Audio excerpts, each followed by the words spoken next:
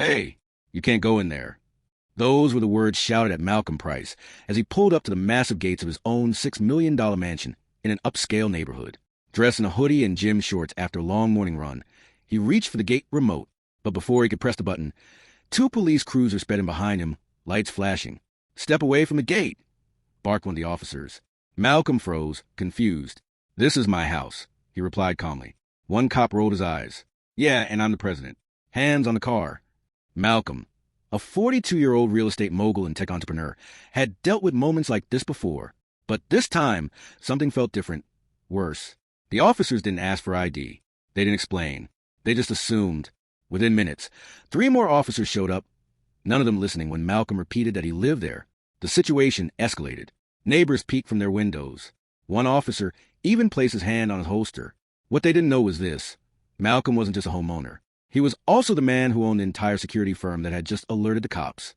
He'd recently acquired the private security company that monitored his neighborhood as part of a multi-million-dollar investment deal.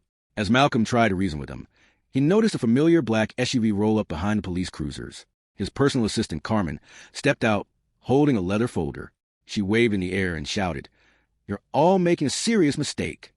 One officer sneered, "Ma'am, stay back. We're handling a trespasser." Carmen didn't stop. She marched up, handed Malcolm his ID, and opened the folder for the officers.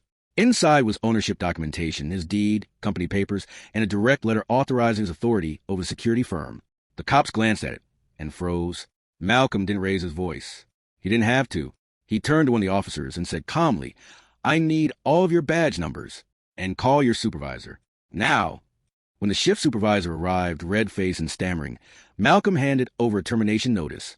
"These officers were dispatched by my company. As of this moment, they're all fired. Live.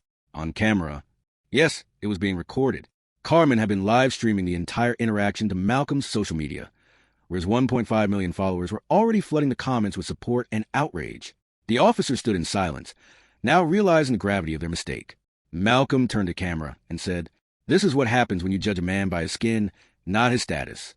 Today, I fired them, but tomorrow we hold the system accountable."